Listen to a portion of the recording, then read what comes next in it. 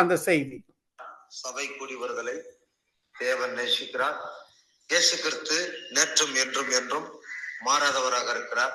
அவர் உங்கள் ஒவ்வொருவரையும் நேசிக்கிறார். ஆமென். அவர் உங்கள் ஒவ்வொருவரையும் நேசிக்கிறார். உங்கள் ஒவ்வொருவருக்கும் பெரிய திட்டங்களை வைத்திருக்கிறார். அவர் பேர் இயேசு. கரங்களை தட்டி கத்தர முடியுமா? இந்த நாளிலும் கர்த்தருடைய வார்த்தை, தேவனை சார்ந்து வாழ்வதே வெற்றி உள்ள கிறிஸ்தவ வாழ்க்கை. தேவனை சார்ந்து வாழ்வதே வெற்றி உள்ள கிறிஸ்தவ வாழ்க்கை. தேவனை சார்ந்து வாழ்வது எப்படி? தேவன் சொன்னபடி வாழ்வதே தேவனை சார்ந்து வாழும் வாழ்க்கையாகும். எனது தேவன் சொல்லுகிறபடி வாழ்றதுதான் தேவனை சார்ந்து வாழுகிற வாழ்க்கை. மத்தேயு சுவிசேஷம் 7ஆம் அதிகாரம் 24வது வசனம் இப்படியாக சொல்லுகிறது, ஆகையால் நான் சொல்லிய இந்த வார்த்தைகளை கேட்டு இவைகளின்படி செய்கிறவன் எவனோ அவனை கண்மலையின் மேல் தன் வீட்டை கட்டின புத்தி உள்ள மனுஷனுக்கு ஒப்பிடுவேன். அல்லேலூயா. ஜெபிப்போம். பரலோகத்தை நல்ல தகப்பனே, நன்றியோடு நம்ம துதிக்கிறோம். அற்புதமான காலை வேலைக்காய் நன்றி செலுத்துறோம். ஆண்டவரே நமக்கு ஸ்தோத்திரம். ஜெபத்தை கேட்கிறவர், ஜெபத்துக்கு பதில் கொடுக்கிறவர், சகல பிரஸ்தாபத்தை பார்க்கலாம் நம்முடைய வார்த்தையை மகிமைப்படுத்துகிற தேவன். நம்முடைய வார்த்தைக்காய் நன்றி செலுத்துறோம். வார்த்தையாய் இருக்கிற இயேசுவே நமக்கு ஸ்தோத்திரம். அன்பாகவே இருக்கிற இயேசுவே ஸ்தோத்தரிக்கிறோம். நேற்றும் என்றும் என்றும் மாறாதவராக இருக்கிற ஸ்தோத்திரம். சபைக்காக பெரிய திட்டங்களை வைத்திருக்கிறீர், பெரிய நோக்கங்களை வைத்திருக்கிறீர். ஆண்டவரே, ஒரு வளர்ச்சியை நீர் வைத்திருக்கிறீர். உமக்கு நன்றி. தேவனை சார்ந்து வாழ்வதே வெற்றி உள்ள வாழ்க்கை என்பதை நீருடைய பரிசுத்த வேதத்திலிருந்து, உடைய வார்த்தையிலிருந்து, உடைய பரிசுத்தவான்கள் மூலமாக, பரிசுத்த ஆவியானவர் மூலமாக நீர் எங்களை கற்றுக் கொடுக்கிற வார்த்தைக்காய் நன்றி. மனுஷன் அப்பத்தினால் மாத்திரமல்ல, தேவனுடைய வாயிலிருந்து புறப்படுகிற ஒவ்வொரு வார்த்தையினால் பிழைப்பார் என்று சொன்ன வார்த்தைக்காய் நன்றி சொல்கிறோம். பரிசுத்த ஆவியானவரே, நீர் எங்களோடு கூட பேசும். இயேசுவின் நாமத்திலே ஜெபிக்கிறோம் எங்கள் பரிசுத்தம் உள்ள நல்ல பிதாவே, ஆமென். கவனிக்கிறீங்களா? கவனிங்க. தேவனை சார்ந்து வாழ்வதே வெற்றி உள்ள கிறிஸ்தவ வாழ்க்கை. சரிங்களா? தேவனை சார்ந்து வாழணும், தேவனோடு நடக்கணும், தேவனோடு பழகணும். அது எப்படின்னு சொன்னா, தேவனை சார்ந்து வாழ்வது எப்படின்னு சொன்னா, கர்த்தருடைய வேதத்தில் பிரியமா இருந்து இரவும் பகலும் தியானமா இருக்கிற மனுஷன் பாக்கியவான். அவன் நீர்க்கால்களின் ஓரமாய் நடப்பட்டு தன் காலத்தில் கனி தந்து இலை உதிராது இருக்கிற மரத்தை போல இருப்பான். அவன் செய்வதெல்லாம் வாய்க்கும். என்னது? அப்ப இரவும் பகலும் அவரோடு கூட பழகணும். இரவும் பகலும் அவரோடு கூட பழகணும். யோபு 22:21 சொல்லுது, நீ அவரோடு பழகி சமாதானமாக அமர்ந்திருக்கும் போது நன்மை வரும் என்று சொல்லப்பட்டிருக்கிறது. அல்லேலூயா. அவரோடு பழகணும், அவரோடு பேசணும், அவர் சத்தத்தை கேட்கணும், அவருக்கு கீழ்ப்படியணும். அப்படியாப்பட்ட வாழ்க்கை வாழும் போதுதான் ஒரு அற்புதமான வாழ்க்கை வாழ முடியும், ஆச்சரியமான வாழ்க்கை வாழ முடியும், ஒரு சமாதானமாக இந்த உலகத்துல வாழ முடியும், பாதுகாப்போட வாழணும். தேவனுக்கு பிரியமாய் வாழ்றது, தேவனோடு இசைந்து வாழ்வது, தேவனோடு பழகி வாழ்வது. ஒரு மனிதன், ஒரு மனுஷி கடவுளோடு பழகி வாழ்றது எவ்வளவு பெரிய மாபெரும் வாழ்க்கை. அப்ப கடவுள் எங்க இருக்கிறாரு அப்படின்னு சொன்னா, கடவுள் அங்கே இங்கே போய் தேடி போற இடத்துல எல்லாம் கடவுள் இருக்க மாட்டார். கடவுள் நமக்குள்ளேயே இருக்கிறாரு. கடவுள் எங்க இருக்கிறாரு? நமக்குள்ளதான் கடவுள் இருக்கிறாரு. இருதயம் சுத்தமா இருந்தால் கடவுள் அங்க இருக்கிறார். மத்தேயு 5:8 சொல்ற, இருதயத்தில் சுத்தம் உள்ளவர்கள் பாக்கியவான்கள், அவர்கள் கடவுளை தரிசிப்பார்கள், கடவுளை பார்ப்பார்கள், கடவுளோடு பேசுவார்கள். அப்ப கடவுளை தேடி அங்கே இங்கே ஓட வேண்டிய அவசியம் இல்ல. கடவுள் எங்க இருக்கிறாரு? இருதயத்துக்குள்ள இருக்கிறார். அப்ப கடவுள் நமக்குள்ள இருக்கும்போது எல்லாரையும் நேசிக்கணும், எல்லா இடத்துல அன்பா வாழணும், எல்லா இடத்துலயும் சமாதானமா வாழணும், எல்லா இடத்துலயும் சந்தோஷமா வாழணும், ஆரோக்கியமா வாழணும், பரிசுத்தமா வாழணும், உண்மையாய் வாழணும், அன்பாய் வாழணும். இதுதான் கடவுளுடைய தன்மைகள். கடவுளுடைய தன்மை நமக்குள்ளாக இருக்குது. இயேசு நம்முடைய இருதயத்துல வாசம் பண்ணுகிறார்.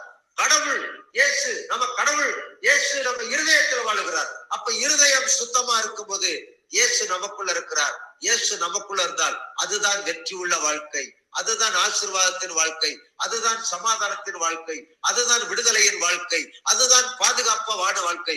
கரங்களை கட்டி கத்தரை போற்றுவோம். ஹல்லேலூயா. அப்ப இயேசு இல்லாத ஒரு வாழ்க்கை வாழ்க்கையே கிடையாது. அங்க கரடு முரடான வாழ்க்கை நடந்திருக்கும். அந்த கரடு முரடு நெகட்டிவை பத்தி பேசுறதுக்கே என் வாயில வருது இல்ல, கூச்சம் இருக்கு. நெகட்டிவ் நமக்கு தேவையில்லை, நெகட்டிவான வாழ்க்கை தேவையில்லை. ஒரு பாசிட்டிவான வாழ்க்கை, ஒரு வெற்றியான வாழ்க்கை, ஒரு ஆரோக்கியமான வாழ்க்கை, ஒரு சமாதானமான வாழ்க்கை, ஒரு பாதுகாப்பான வாழ்க்கை, ஒரு மேன்மையான வாழ்க்கை, ஒரு உயர்வான வாழ்க்கைக்கு நேராக நம்ம போகணும்னு சொன்னா இயேசுவுக்குள்ளாக வாழ வேண்டும். இயேசுவோடு கூட நடக்கணும், இயேசுவோடு கூட பழகணும். அல்லேலூயா. உலகத்திலே ஒரு மிகச்சிறந்த வேலை, ஒரு உண்மையான வேலை, ஒரு உயர்ந்த வேலை இயேசுவோடு கூட நடக்கிறது, இயேசுவோடு கூட இணைவது, இயேசுவோடு கூட இசைந்து வாழ்வது, இயேசுவோடு பழகுவது, இயேசுவோடு சம்பாஷணை பழகுவது, இயேசுடைய சமூகத்துல அமர்ந்திருப்பது. அதை பார்த்து ஒரு பாக்கியமான வாழ்க்கை, ஒரு உயர்வான வாழ்க்கை எந்த வாழ்க்கையுமே கிடையாது. ஆமென்.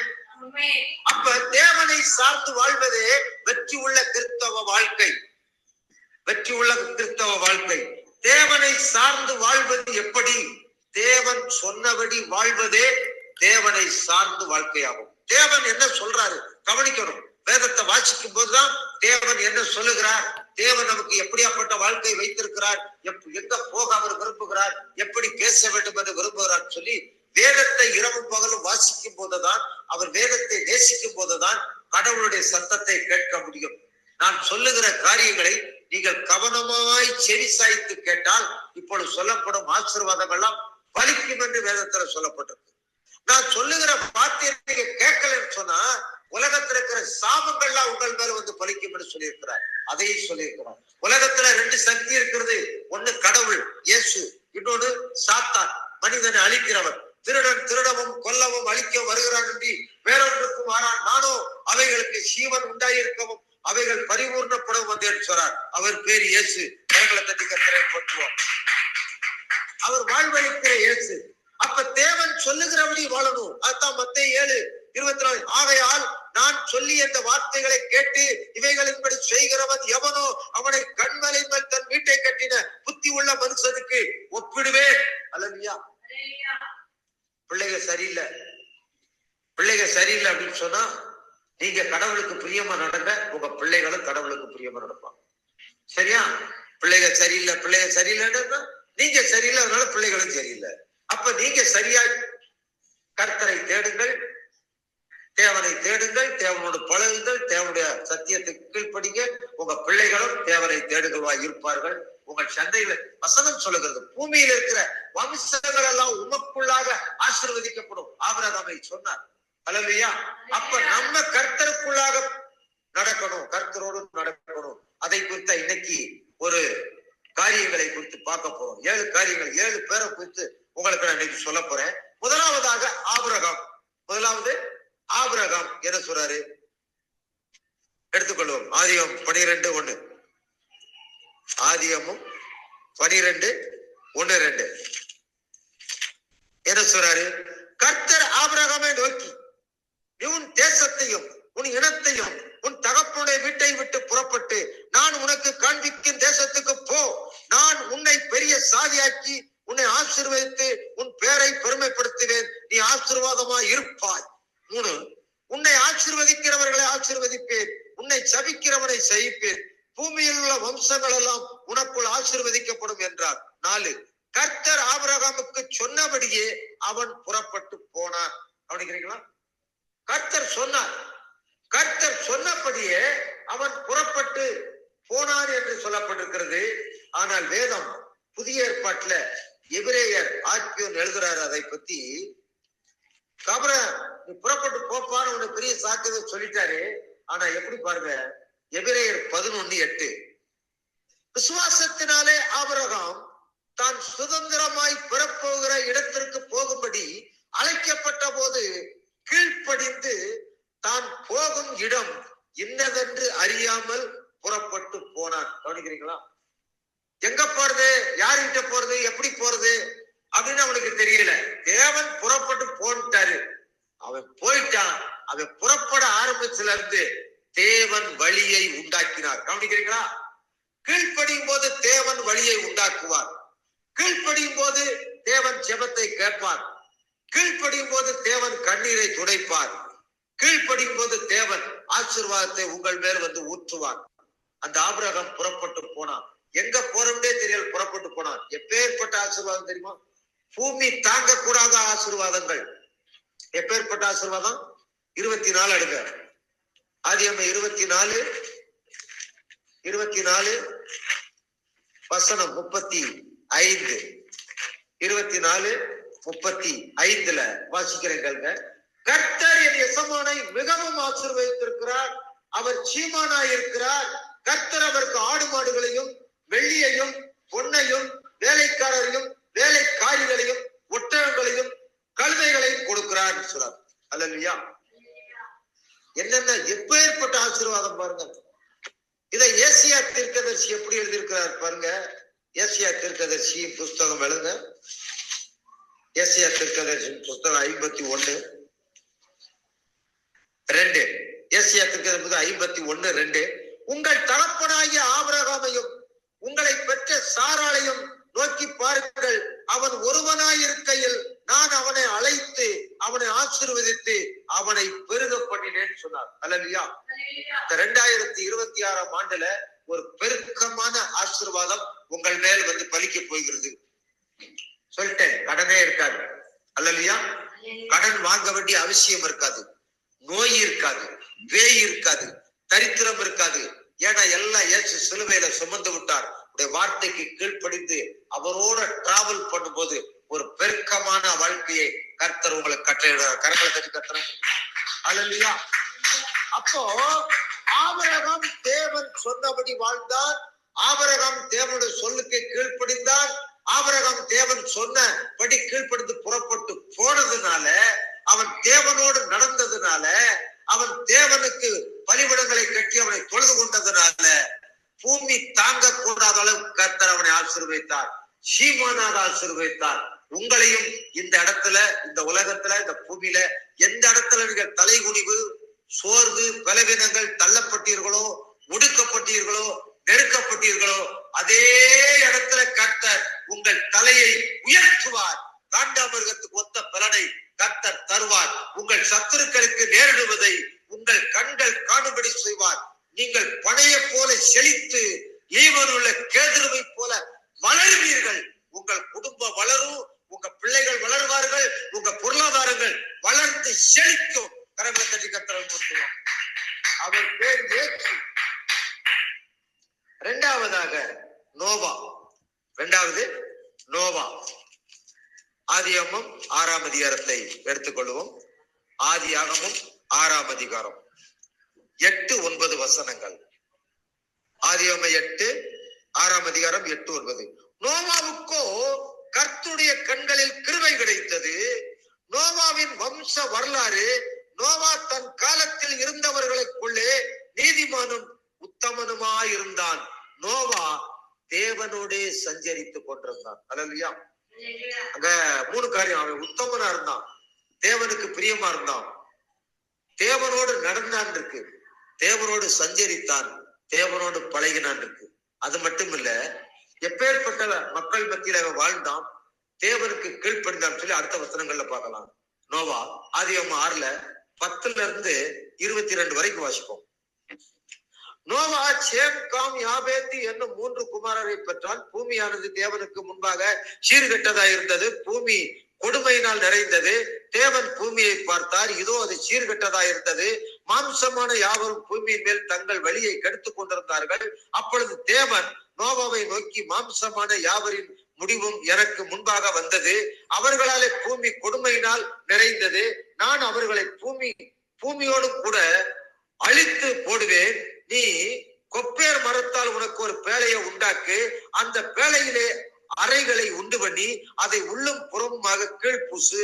நீ அதை பண்ண வேண்டிய விதம் என்னவென்றால், பேழையின் நீளம் 300 முழம், அதன் அகலம் 50 முழமும், அதன் உயரம் 30 முழமும் இருக்க வேண்டும். நீ பேழைக்கு ஒரு சன்னலை உண்டு பண்ணி மேல் தட்டுக்கு ஒரு முழ தாழ்விலே அதை செய்து முடித்து, பேழையின் கதவை அதன் பக்கத்திலே வைத்து, கீழ் அறைகளையும் 2ஆம் தட்டின் அறைகளையும் 3ஆம் தட்டின் அறைகளையும் பண்ண வேண்டும். வானத்தின் கீழ் சுவாசம் உள்ள சகல மாம்ச சந்துகளையும் அழிக்க நான் பூமியின் மேல் ஜலப்பிரகாரத்தை வர பண்ணுவேன். பூமியில் உள்ள யாவும் மாண்டுவோம். அதனால் ஆனாலும் உன்னுடனே என் உடன்படிக்கை ஏற்படுத்துவேன். நீயும் உன்னோடு கூட உன் குமாரரும் உன் மனைவியும் உன் குமாரரின் மனைவிகளும் வேலைக்குள் பிரவேசியுங்கள். சகலவித மாம்சமான ஜீவன்களிலும் ஆணும் பெண்ணுமாக வகை ஒன்றுக்கு ஒவ்வொரு சோடும் உன்னுடனே உயிருடன் காக்கப்படுவதற்கு வேலைக்குள்ளே சேர்த்துக்கொள். சாதி சாதியான பறவைகளிலும் சாதி சாதியான மிருகங்களிலும் பூமியில் உள்ள சகல சாதியான ஊரும் பிராணிகளிலும் வகை ஒன்றுக்கு ஒவ்வொரு சோடு உயிரோட காக்கப்படுவதற்கு உன்னிடத்திலே வரக்கடுவது. உனக்கும் அவைகளும் ஆகாரம் முகமாக சகலவித போஷண பதார்த்தங்களையும் சேர்த்து முன்னிடத்தில் வைத்துக் கொள் என்றார். எல்லாரும் சேர்ந்து வாசிப்போம். கடைசி 22. நோவா அப்படியே செய்தான். தேவன் தனக்கு கட்டளையிட்டபடியெல்லாம் அவன் செய்து முடித்தான். அதான் மத்தேயு 7:24. நான் சொல்லிய இந்த வார்த்தைகளை கேட்டு அதன்படி செய்கிறவன் எவனோ கண்மலைகள் தன் வீட்டை கட்டின புத்தி உள்ள மனுஷன். நோவாவுக்கு தேவன் சொன்னபடியெல்லாம் செய்தான். என்ன செய்தான்? வேலையை பண்ணு, நான் ஜனங்கள் அழிக்க போறேன், பெருவெள்ளத்தை அனுப்ப போறேன், மழையை உண்டு பண்ண போறேன், ஜனங்கள் அழிவார்கள், சீர்கட்ட ஜனங்கள் அழிவார்கள், உன்னையும் குமாரன் பிள்ளைகளையும் நான் பாதுகாப்பேன். கணவன் மனைவி பிள்ளைகள் 8 பேரு, மருமகளோட 8 பேரு, 8 பேருக்கு ஒரு கப்பல் செய்ய சொல்றாரு. தண்ணியில மிதக்கிறது மாதிரி. என்ன மரத்துல செய்ய? கொப்பேர் மரத்துல செய்ய சொல்றாரு. கொப்பேர் மரத்துல ஏன் செய்ய சொன்னார் சொன்னா, கொப்பேர் மரம் ஒரு விதமான எண்ணெய் பசை நிறைந்தது. அந்த மரத்தை தண்ணியில போட்டா முழுகாது, ரப்பர் டீப் மாதிரி மிதக்கும். அப்ப தண்ணி வெள்ளங்கள் தேசத்தை மூடும் போது அந்த கப்பல் மிதக்கிறது மாதிரி கொப்பேர் மரத்துல கப்பலை செய்ய சொல்றாரு. செய்ய சொல்லி 8 பேர் அதுக்குள்ள அடைச்சு ஜனங்களை அழிச்சிட்டு இந்த குடும்பத்தை காப்பாத்துகிறார். ஏன் காப்பாத்தினாரு? அவன் தேவனுக்கு நீதிமானா இருந்தான், உத்தமனா இருந்தான், அவன் தேவனோடு சஞ்சரித்தான், பழகினான் இருக்கு. அல்லையா? எனக்கு அன்பானவர்களே, இன்னைக்கு இந்த சீர்கட்ட உலகத்துல 1 யோவான் 5:19 உலகம் பொல்லாங்கானுக்குள் கிடக்கிறது, உலகம் சாபத்துக்குள் கிடக்கிறது, உலகம் அநீதிக்குள் கிடக்கிறது. நீங்கள் பாதுகாக்கப்பட வேண்டுமானால், நீங்கள் மரணத்துக்கு தப்பிக்க வேண்டுமானால், உங்கள் தீர்க்காய்ச்சி பெருக வேண்டுமானால், உங்கள் சந்ததியாய் நீங்கள் வாழ வேண்டுமானால், உடைய கிருபைக்குள் வாழ வேண்டும், உடைய வார்த்தைக்குள் வாழ வேண்டும், பரிசுத்த ஆவிக்குள் வாழ வேண்டும், இயேசுவின் ரத்தத்துக்குள் வாழ வேண்டும், தேவனோடு டிராவல் பண்ணணும். அல்லேலூயா. தேவனோடு பழகணும். இந்த நோவாவை மாதிரி. 3வது காரியம் எலியா. 1 ராஜாக்கள் 17ஆம் அதிகாரத்தை திருப்புவோம். 1 ராஜாக்கள் 17 சேர்த்துக் கொள்வோம்.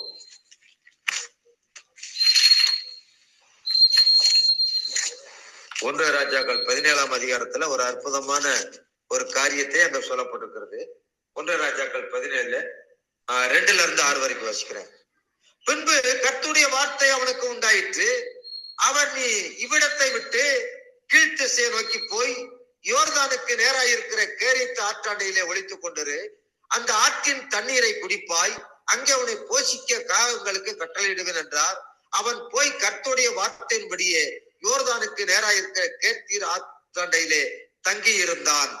காகங்கள் அவனுக்கு விடியற் காலத்தில் அப்பமும் இறைச்சியும், சாயங்காலத்தில் அப்பமும் இறைச்சியும் கொண்டு வந்தது. தாகத்திற்கு அந்த ஆற்றின் தண்ணீரை குடித்தான். அல்லேலூயா. தேவன் சொல்றார், புறப்பட்டு போப்பா, இந்த ஆற்றங்கரையில போய் உட்காரு, உன்னை போஷிக்கும்படி நான் காகங்களுக்கு கட்டளையிடுவேன், அந்த ஆற்றின் தண்ணீரை குடிக்கலாம். இவன் என்ன செஞ்சான்? முறுமுறுக்கல, அற்பமா எண்ணல, தேவனுடைய வார்த்தை கீழ்ப்படிந்து புறப்பட்டு போய் தேவன் சொன்ன அந்த ஆற்றாண்டையில அமர்ந்தார். காலையில அப்பமும் இறைச்சி, சாயந்தரம் அப்பமும் இறைச்சி காகம் கொண்டு வந்து கொடுக்குது. இவன் அந்த ஆற்றின் தண்ணீரை குடிக்கிறான். ஒரு மனுஷன் சாப்பிடுற அளவுக்கு அதை எப்படி இறைச்சியும் அப்பமும் அந்த காகம் கொண்டு வரும் அப்படின்னு யோசிக்கலாம். வினோதமானது. காகங்கள் திருடத்தான் செய்யும், கொண்டு வராது. ஆனா அப்புறம் அந்த காகத்தை தேவனே பயன்படுத்துறார். அவர் சொல்ல ஆகும் என்று வேதம் இருக்கு. இஸ்ரேல் தேசத்துல ரோவான் காகம் ஒரு காகம் இருக்கான், ஒரு இனமான காகம். அதுக்கு பேர் என்னது? ரோவான் காகம். ரோவான் காகம், புரியுதா? அரக்கில இறைச்சியா அப்படியே வயல கவிட்டு வரும். அரக்கில மீன் அப்படியே கொண்டு வரும், வெயிட்டான மீன். அரக்கில 3/4 கிலோ எடை உள்ள மீன் அப்படியே வாயில கொத்தி தூக்கிட்டு வரும். அப்படியாப்பட்ட காகத்தை கொண்டுதான் எலியாவை கர்த்தர் போஷித்தார். அதுக்கப்புறம் என்ன நடக்குது? 1 ராஜா, அங்க ஆத்துல தண்ணி வத்திருச்சு. அப்ப தண்ணி இல்லாம வாழ முடியாதுல்ல. அப்ப ரெண்டாவது என்ன பண்றாரு, 1 ராஜாக்கள் 17:7-10 வரைக்கும், தேசத்தில் மழை பெய்யாதபடியினால் சில நாட்களுக்கு பின்பு அந்த ஆறு வற்றி போயிற்று. அப்பொழுது கர்த்தருடைய வார்த்தை அவனுக்கு உண்டாயிற்று. அவன் எழுந்து சீதோனுக்கு சாரிபத்துக்கு போ, அங்கே தங்கியிரு, உன்னை பராமரிக்கும்படி அங்கே இருக்கிற ஒரு விதவைக்கு கட்டளையிடுவேன் என்றார். அந்தபடி அவன் எழுந்து சாரிபத்துக்கு போனான். அந்த பட்டணத்தில் ஒலிமுக வாசலுக்கு அவன் வந்தபோது அங்கே ஒரு விதவை விறகு பொறுத்து கொண்டிருந்தாள். அவன் அவளை பார்த்து கூப்பிட்டு, நான் குடிக்கிறதுக்கு கொஞ்சம் தண்ணீர் ஒரு பாத்திரத்தில் எனக்கு கொண்டு வா என்றார். அவள் போய் அதுக்கப்புறம் என்ன பண்ணாரு, ஒரு அப்பத்தை சுட்டு தண்ணீரும் அப்பமும் கொண்டு வந்து கொடுத்தாள். அதுக்கப்புறம் அந்த விதவை விட்ட இயேசு நாமத்தினால எலியா ஆசீர்வதித்தான். அவளும் அவன் வீட்டாரும் அனைவரும் சீவகாலம் எல்லாம் வாழும்படிக்கு எண்ணெயில மாவுல பாத்திரத்துல எண்ணெய் குறையல, மாவும் குறையல, புசித்து சந்தோஷம் வந்தாங்களாம். கரங்களை தட்டி கட்டணும். அல்லேலூயா. எனக்கு அன்பானவர்களே, தேவன் சொன்ன வார்த்தைக்கு அவன் கீழ்ப்படிந்து போனான். நிறைய இருக்கு. இன்னொரு இடத்துல சிறை செடிக்கு கீழே படுத்திருப்பான். உனக்கு என்ன இங்க வேலை, எழுந்து புறப்படும் சொல்லி தேவ தூதன் போய் அப்பமும் தண்ணீரும் கொடுப்பான். சாப்பிட்டு நீ புறப்படும் போனான். வெகு தூரம் 40 நாள் நடந்து போய் எலியாவை அபிஷேகம் பண்றான், எலிசாவை அபிஷேகம் பண்ணான். எலிசான்ற ஒரு தீர்க்கதரிசி எழுப்புகிறான். அல்லேலூயா. தேவன் சொன்னபடியெல்லாம் கேட்டான். தேவன் சொல்லுக்கு கீழ்ப்படிந்தபடியால் அவனுக்கு சாப்பாட்டு குறைவில்லை, தண்ணீர் குறைவில்லை, தங்குறதுக்கு நல்ல இடம், பராமரிக்கிறதுக்கு ஆட்கள், வேலையாட்களை கர்த்தர் கொடுத்தார். அல்லேலூயா. நான்காவது தாவீது பாருங்க என்ன சொல்றாரு, சங்கீதம் 16:8, என் வலது பட்சத்தில் கர்த்தரை நான் என் வலது பட்சத்தில் வைத்திருக்கிறபடியால் நான் அசைக்கப்படுவதில்லை என்றாரு. சங்கீதம் 16:8 கர்த்தரை என் வலது பட்சத்தில் வைத்திருக்கிறபடியால் நான் அசைக்கப்படுவதில்லை அப்படின்றாரு. அடுத்து சங்கீதம் 37 என்ன சொல்றாரு பாருங்க. சங்கீதம் 37:25-26 வசனம். சங்கீதம் 37:25-26. நான் இளைஞனுமாயிருந்தேன், முதிர் வயது உள்ளவனுமாறேன், ஆனாலும் நீதிமான் கைவிடப்பட்டதையும் அவன் சந்ததி அப்பத்துக்கு இறைந்து திரிந்ததையும் நான் காணவில்லை. அவன் நித்தம் இறங்கி கடன் கொடுக்கிறான், அவன் சந்ததி ஆசீர்வதிக்கப்படும். அல்லேலூயா, அல்லேலூயா. அடுத்து பாருங்க, அற்புதமான ஒரு வசனம். சங்கீதம் 23 தாவீது என்ன சொல்றாரு பாருங்க. சங்கீதம் 23 பூராமே வாசிக்கலாம். கர்த்தர் என் மெய்ப்பராக இருக்கிறார், நான் தாழ்ச்சி அடையேன். அவர் என்னை புல்லுள்ள இடங்களில் வைத்து அமர்ந்த தண்ணீர்களான கொண்டு போய் விடுகிறார். அவர் என் ஆத்துமாவை தேற்றி தம்முடைய நாமத்தின் நிமித்தம் என்னை நீதியின் பாதைகள் நடத்துகிறார். நான் மரண இருளின் பள்ளத்தாக்கில் நடந்தாலும் பொல்லாப்புக்கு பயப்படேன். தேவரீர் என்னோடு கூட இருக்கிறீர், உமது கோல் உமது தடியும் என்னை தேற்றும். என் சத்துருக்களுக்கு முன்பாக நீர் எனக்கு ஒரு பந்தி ஆயத்தப்படுத்தி என் தலையை எண்ணெயால் அபிஷேகம் பண்ணுகிறீர். என் பாத்திரம் நிரம்பி வழிகிறது. என் ஜீவன் உள்ள நாளெல்லாம் நன்மையும் கிருபையை தொடரும். நான் கர்த்தருடைய வீட்டிலே நீடித்த நாட்களாய் நிலைத்திருப்பேன். அல்லேலூயா. இப்படி இதுதான் நம்பிக்கை. கர்த்தர் என் மெய்ப்பரா இருக்கிறார், நான் தாழ்ச்சி அடைவதில்லை. அப்படி நம்பணும். கர்த்தர் மேல அப்படியாப்பட்ட ஒரு நம்பிக்கையை தாவீது வைத்தார். 5 அப்போஸ்தலனாகிய பவுல் பிலிப்பியர் 4ஆம் அதிகாரம். அப்போஸ்தலனாகிய பவுல் பிலிப்பியர் 4:11 என்ன சொல்லப்பட்டிருக்கு? பிலிப்பியர் எடுத்துக்கொள்ளுங்க. பிலிப்பியர் 4ஆம் அதிகாரம் எடுப்போம், சீக்கிரம் எடுப்போம்.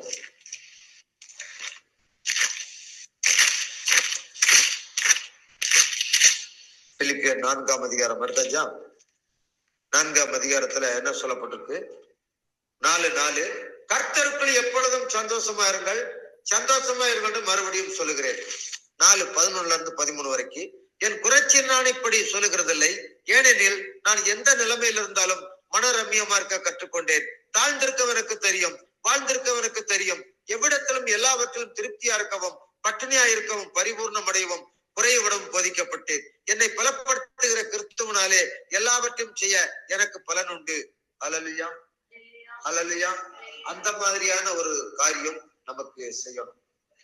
பவுல் இப்படி தேவனை நம்ப ஆரம்பித்தார். 2 தீமோத்தேயு 7:8 சொல்றாரு, நல்ல போராட்டத்தை போராடினேன், விசுவாசத்தை காத்துக்கொண்டே நீதியின் கிரீடம் எனக்காக வைக்கப்பட்டிருக்கிற அப்படின்னு சொல்றார். ரோமர் 12 நம்பிக்கையிலே சந்தோஷமா இருங்கன்னு சொல்றாரு. ஜெபத்திலே உறுதியாய் தரித்திருங்கன்னு சொன்னார். ரோமர் 8:28 எவர்கள் முன்குறிக்கப்பட்டார்களோ அவர் அழைக்கப்பட்டார்கள், எவர்கள் அழைக்கப்பட்டார்களோ நீதிமன்றாக்கப்பட்டார்கள், எவர்கள் நீதிமன்றம் அவர்கள் வாழ்வழிக்கப்பட்டார்கள் சொல்லப்பட்டிருக்கு. அப்போ ரோமர் 8:32 சொந்த குமாரனையே கொடுத்தவர் மற்ற எல்லாவற்றையும் தருவது அவர் நிச்சயம் என்று சொன்னார். அல்லேலூயா. பவுல் முற்றிலுமாய் இயேசுவை சார்ந்திருந்தார். கிறிஸ்துவுடனுடைய சிலுவையில் அறையப்பட்டேன், ஆயினும் பிழைத்திருக்கிறேன், இனி நான் அல்ல கிறிஸ்துவே எனக்குள் பிழைத்திருக்கிறான் சொன்னார். அல்லேலூயா. பிரியமானவர்களே, நீங்களும் கிறிஸ்துவோடு கூட நடக்கும் போது, கிறிஸ்துவுக்காக வாழும் போது, கிறிஸ்துவுக்கு கீழ்ப்படிந்து வாழும் போது, தேவனை சார்ந்து வாழும் போது உங்க வாழ்க்கையில ஒரு குறைவில்லாமல் வாழ முடியும். அல்லேலூயா. 6வது காரியம் இயேசு எடுத்துக்கொள்வோம். யோவான் 12 எடுத்துக்கொள்வோம். இயேசுவை பத்தி பார்ப்போம். இயேசு இந்த உலகத்துக்கு வந்தார்ல, இயேசு இந்த உலகத்துல 33.5 ஆண்டு காலங்கள் வாழ்ந்தாரு. யோவான் 12 எடுத்துக்கொள்வோம். என்ன சொல்றாரு பார்ப்போம். யோவான் 12 49-50 என்ன சொல்றாரு? நான் சுயமாய் பேசவில்லை, நான் பேச வேண்டியது என்னவென்றும் உபதேசிக்க வேண்டியது என்னவென்றும் என்னை அனுப்பின பிதாவே எனக்கு கட்டளையிட்டார். அவருடைய கட்டளை நித்திய ஜீவனாய் இருக்கிறது என்று அறிவேன். ஆகையால் நான் பேசுகிறவைகளை பிதா எனக்கு சொன்னபடியே பேசுகிறேன். அல்லேலூயா. நான் சுயமா பேசலன்றாரு. என் பிதா சொல்றத நான் கேட்கிறேன், நான் கீழ்ப்படுகிறேன். பரலோகத்துக்கு போண்டாரு, கீழ்ப்படி வந்திருக்கிறேன். ஜனங்களுக்காக மரிக்க சொன்னாரு, மரிக்கிறதுக்காக வந்திருக்கிறேன், மரிக்க போறேன். என் பிதா சொன்னது எதுவோ அதன்படியே நான் செய்கிறேன் அப்படின்றாரு.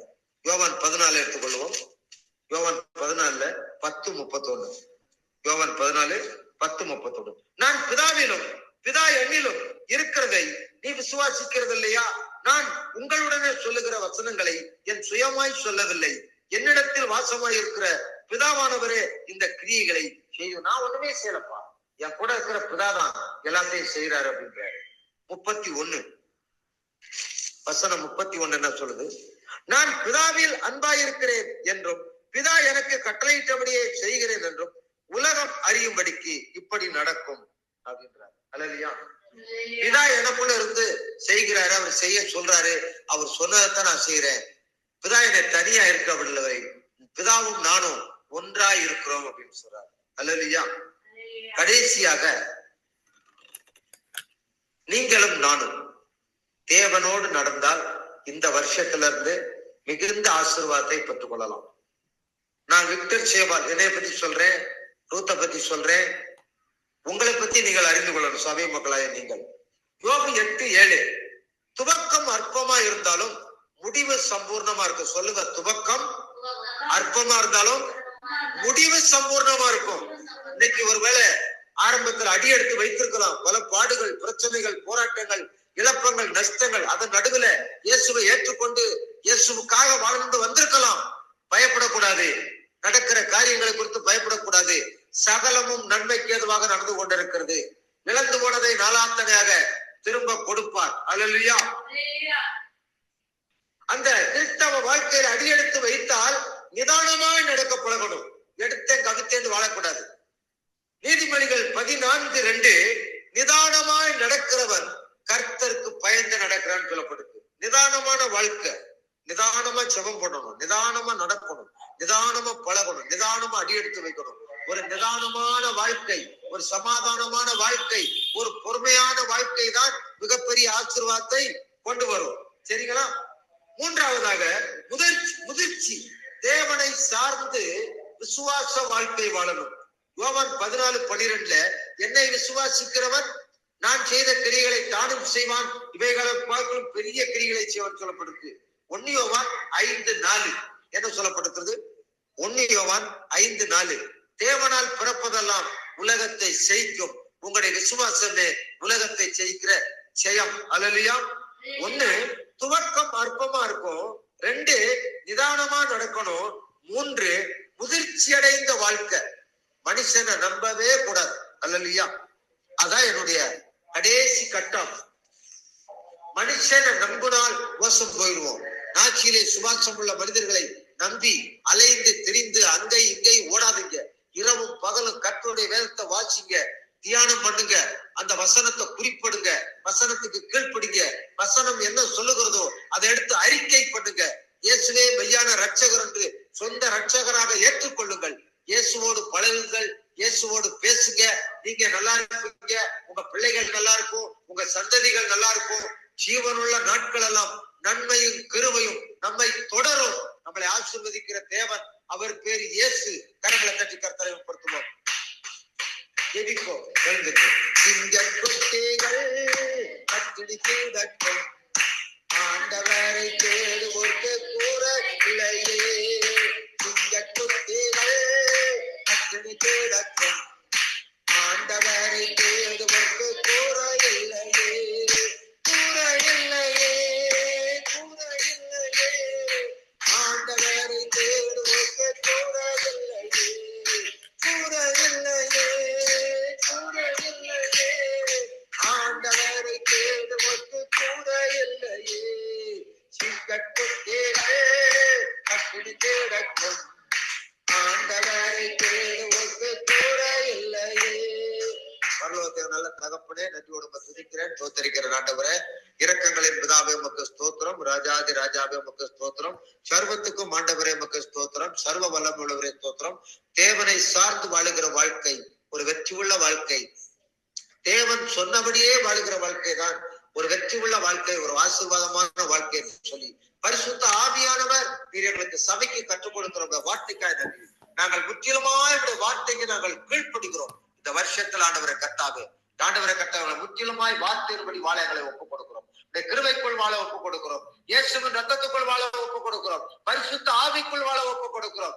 ஆண்டவரே, நீர் எங்களோடு பேசுகிற தேவன், எங்களை வழிநடத்துகிற தேவன், எங்களை உருவாக்குற தேவன், எங்களை பாதுகாக்கிற தேவன். எங்களை குடும்பத்தையும் சபையும் முற்றிலுமாய் கருத்துல ஒப்புக் கொடுக்கிறோம். வந்திருக்கிற சிறுவர்கள், வாலிபர்கள், முதியோர்கள், குடும்பத்தினர் ஒவ்வொருவரும் நீர் பேர்பராக நீர் ஆசீர்வதியும். இந்த செய்திகளை ஆடியோ வாயிலாக கேட்கிற ஜனங்களை நீர் ஆசீர்வதியும், உணர்வடைய செய்யும், பலப்படுத்தும். பரிசுத்த ஆவிக்குள் ஒப்புக் கொடுக்கிறோம். நீர் சகல பிரஸ்தாபத்தை பார்க்கலாம். உங்களுடைய வார்த்தையை மகிமைப்படுத்தினபடியால் உமக்கு நன்றி செலுத்துகிறோம். ஆண்டவரே, எங்களை தாழ்த்தி ஒப்புக் கொடுக்கிறோம்.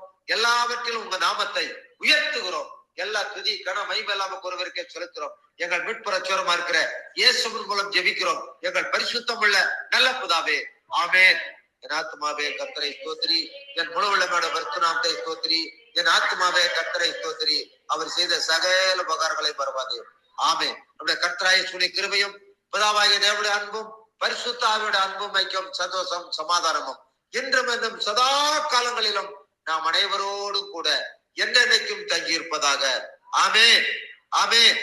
சேயங்கொடுக்கும் தேவனுக்கு கோடி கோடி ஸ்தோத்ரா, வாழ்வளிக்கும் இயேசு ராஜாவுக்கு வாழ்நாளெல்லாம் ஸ்தோத்ரா.